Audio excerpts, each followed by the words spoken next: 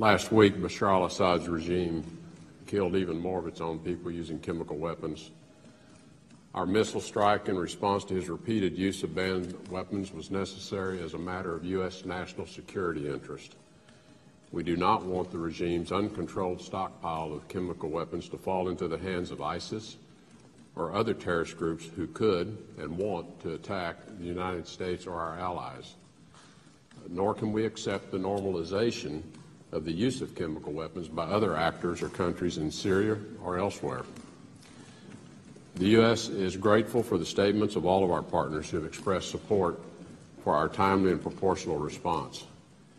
As events shift, the United States will continue to evaluate its strategic options and opportunities to de-escalate violence across Syria.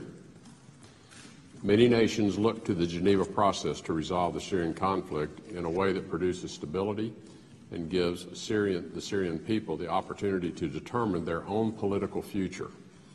And our hope is Bashar al-Assad will not be a part of that future. If the Astana ceasefire negotiations become effective towards achieving a durable ceasefire, then the Geneva process has the opportunity to accelerate. To date, Astana has not produced much progress. It is also clear Russia has failed to uphold the agreements that had been entered into under multiple UN Security Council resolutions. These agreements stipulated Russia as the guarantor of a Syria free of chemical weapons, that they would also locate, secure, and destroy all such armaments in Syria. Stockpiles and continued use demonstrate that Russia has failed in its responsibility to deliver on its 2013 commitment. It is unclear whether Russia failed to take this obligation seriously or Russia has been incompetent.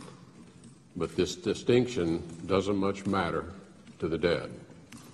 We can't let this happen again. To be clear, our military action was a direct response to the Assad regime's barbarism. The United States' priority in Syria and Iraq remains the defeat of ISIS. We are calling on our G7 partners to sustain the fight against ISIS well after the liberation of Mosul and Raqqa. Whether in Iraq and Syria, online or on the ground in other countries, we must eliminate ISIS. G7 support will be critical. To stabilize Syria, we will need the G7's direct participation, helping settle the conflict in Syria, protecting the civilian population, and committing to reconstruction that eventually will lead to normalcy for a unified Syria.